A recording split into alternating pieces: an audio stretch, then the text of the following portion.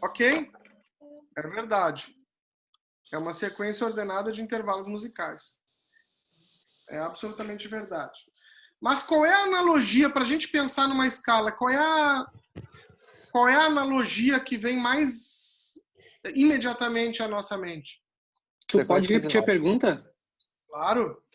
Se eu quisesse buscar uma analogia concreta, a ideia de escala, qual seria essa analogia? Que vai de um lugar para o outro. Eu diria que é um conjunto de notas. É, uma sequência. E sobe. Uma Ascendente. sequência de notas. Pode ser que tanto Mas ascendente pode quanto ser descendente. descendente também. A E escala como a também gente fala de escala, então a gente está falando provavelmente de alguma tonalidade, está falando de uma canção. Então, não, tu escolhe essas notas, né? Então, pensem, a escala ela possui vários graus, ok? Sim. Possui uma sequência de graus. Pensem assim, ó, a escala é como se fosse uma escada, só que a escada tem degraus. Eu posso subir ou descer essa escada, os vários degraus dessa escada. A minha escala, ela tem graus e não degraus, ela tem graus e eu também posso subir ou descer esses graus, tá? A única diferença, que aí a analogia termina aqui, geralmente quando a gente tem uma escada, geralmente, quem é da arquitetura aí vai saber que a escada vai manter um padrão, né? Sempre igual, sei lá, 20 centímetros, uma distância mínima de profundidade, ou seja, ela vai ter intervalos sempre iguais. Ao passo que as escalas, elas vão ter distâncias que não são iguais, ok?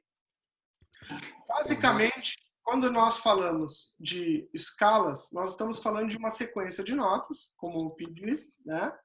Uma sequência de notas, ou, se eu quiser, uma sequência de alturas, né? Que estão obedecendo alguma lei, alguma estrutura, né? Que está organizando essas distâncias. Tá? A estrutura mais conhecida e a primeira estrutura, ou seja, a primeira regra de organização de uma escala, a gente chama de modo maior.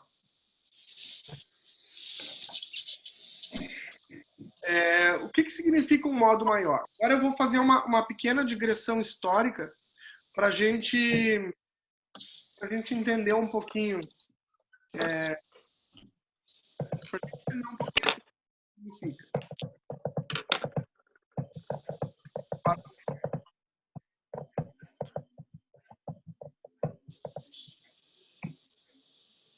Ok. Gente, imaginem lá imaginem que vocês estão na Idade Média, dentro de uma daquelas catedrais góticas, enormes, um pouco escuras, porque as aberturas não eram muito amplas, né? E vocês estão lá e vocês estão cantando ou ouvindo o canto gregoriano. Desde aquela época, ou seja, desde a Idade Média, fins da Idade Antiga, que a humanidade já sistematizou a possibilidade de construir escalas, tá? Usando dois intervalos distintos, o intervalo de semitom e o intervalo de tom. Nós falamos sobre o intervalo de semitom e o intervalo de tom, tá? Eu passo aqui novamente Deixa eu tirar aqui, ver se eu consigo. Eu vou ter que diminuir aqui um pouquinho, porque ele está escondendo para mim a palheta que eu preciso. Deixa eu botar aqui, View Keyboard. Legal. Agora sim. Agora o piano está aparecendo aqui embaixo. Só que eu quero... Isso, agora ele ficou grande. Agora ficou legal. Agora sim. Todo mundo está vendo o piano. Sim.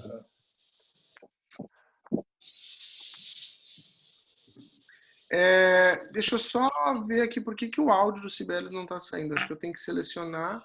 Já está selecionado. Por algum motivo ele está...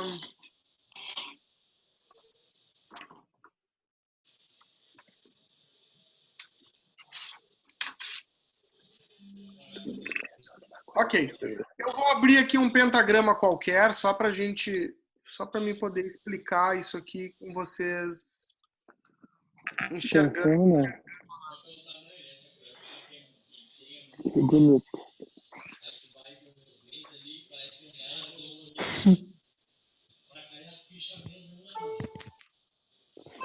Ok, vocês ouvem esse som aqui? Sim. Sim. Sim. Eu vou tentar deixar um pouquinho maior aqui ainda o pentagrama também. Tá fácil de enxergar agora? Tá. Sim. Ok. Então, assim, ó, voltando ali à nossa digressão. O pessoal já conhecia esses intervalos de tom e semitom. E eles construíam escalas, naquela época chamado de modos, usando de forma alternada tons e semitons. Mais precisamente, os modos que eles conheciam lá na Idade Média usava 5 tons e 2 semitons. Como é que é? Desculpa. Então, antigamente, tá, na época dos modos gregos, né, quando dos modos gregorianos e dos modos gregos, tá, o pessoal utilizava escalas, tá, alternando intervalos de tom com intervalos de semitons. Eles já distribuíam as notas em 7 notas musicais. Né? Inclusive, esse nome diatônico, dia, é um prefixo do grego. Tá? Então, já se conhecia, na época de Pitágoras, por exemplo, já se conhecia 7 notas musicais. E eles organizavam essas escalas, ou modos, como eram chamados antigamente, usando 5 tons, isso é bem importante, 5 tons e 2 semitons. Reparem que a predominância era de tons inteiros, ou seja, seria uma distância, deixa eu botar para cá isso aqui, por exemplo, se eu escrevo... Dá para baixar um pouquinho o pentagrama aí, porque a foto nossa está em cima aí do último compasso aí. Daqui do finalzinho? Não sei se é tão importante, mas... Eu vou escrever só nessa região aqui agora. Ali eu nem vou utilizar naquela partezinha ali. Eu vou botar um pouquinho maior ainda para ficar mais fácil. Então, reparem. Eles utilizavam 5 tons e 2 semitons. Dependendo do lugar dessa escala, né, onde os semitons estariam alocados, isso mudava totalmente a forma como o som era ouvido.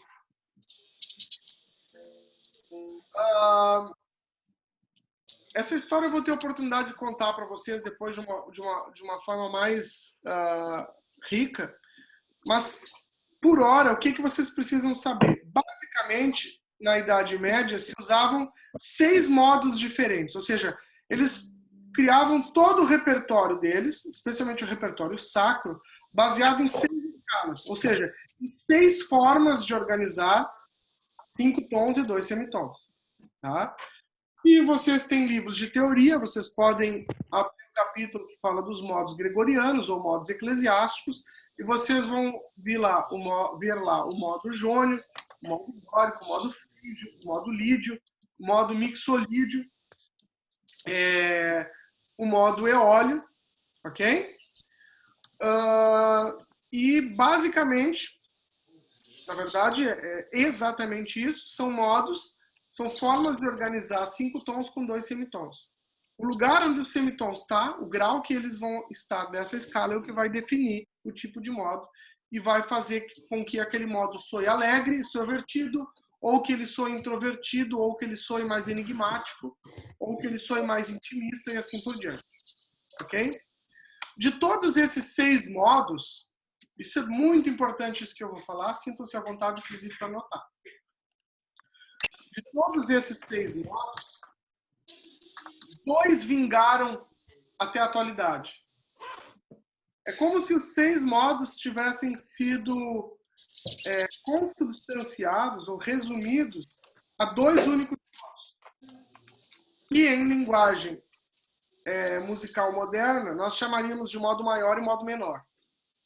Aqueles 6 modos, jônico, dórico, frígio, lídio, mixolídio e eólio, que mais tarde nós vamos poder aprender eles também, lá na linguagem 4, esses 6 modos antigos foram transformados em apenas 2 modos, o modo maior e o modo menor. O que nós vamos falar agora é do modo maior. Ou seja, é a forma mais comum de organizar uma sequência de 7 sons utilizando 5 tons e 2 semitons. E a sequência para formar qualquer escala maior, ou seja, qualquer escala que está em modo maior, é essa que eu vou mostrar para vocês aqui agora.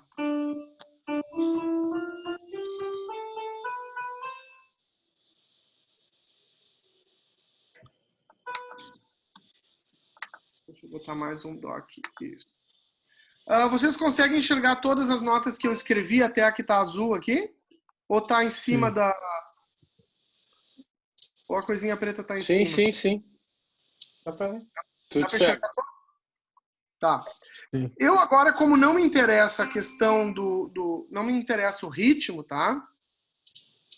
Não me interessa o ritmo das notas, eu vou tirar essas hastes aqui, eu vou vir em notations, ó, notações, vou ir aqui onde diz type, né, o tipo de nota, e vou colocar aqui essa stemless, que significa que ela é sem haste. Então, no musiquês anglo-americano, stem significa haste, ok? Quando eu clicar aqui, as hastes vão sumir lá, ok? Ou seja, eu só estou querendo mostrar aqui para vocês que não nos interessa o ritmo, tá? Posso, inclusive, tirar essa barra de compasso aqui. Eu venho aqui, ó, clico com o botão direito na tela branca, boto aqui bar line, né, que é a barra de compasso, a linha de compasso, né? E a coloco aqui invisible. Clico nela e ela desaparece. Ou seja, se eu fosse imprimir essa partitura, essa barra de compasso não iria aparecer agora. Então, repare. Quando eu comparo a distância dessa nota para essa nota, a distância... Na verdade, a distância entre Dó e Ré vai ter um tom, Mauro. Porque olha só. É um tom, certo, é verdade. Tem razão. Pelo piano, vai ficar muito fácil de observar, pelo violão também. O violino não tanto, mas o violão também vai ser muito fácil. Porque a distância de um tom é a distância entre o dedo que está numa casa e o dedo que está 2 casas adiante. Já em Ré e Mi é meio tom, né? Mi, Fá. Mi, Fá. E Si, Dó. Meio. Então, opa, deixa eu arrumar aqui. Então, reparem que entre Dó e Ré, vocês estão vendo aqui Dó e Ré, eu vou escrever aqui um Ré junto aqui, ó. Vocês estão vendo Dó e Ré aqui, né? Em azul. Se tem uma tecla no meio das 2 notas desse intervalo, significa que é um tom, ok? Ou seja, sempre que eu tiver 2 teclas no piano e eu tenho uma nota entre elas, esse intervalo será de tom. Se eu não tiver nenhuma nota entre as 2 notas, será um semitom, ok? Tá claro isso, galera? Crystal clear. Ok. Então, reparem. O primeiro intervalo que eu tenho, eu já vou botar a caixa de texto aqui. Vou botar aqui um plain text, um texto puro.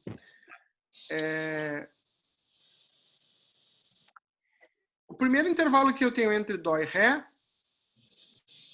é um intervalo de um tom. Concordam comigo? Certo. Sim.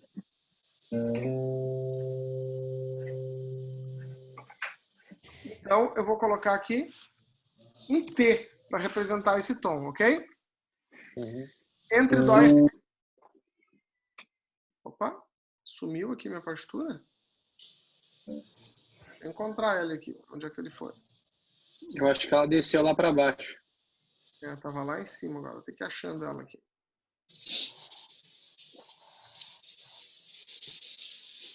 Ok. O segundo intervalo que eu vou ter ali de ré para mi é tom ou semitom? Tom. É tom. Deixa eu só ver se eu não tenho que interromper a gravação. Tem que interromper, só um minutinho.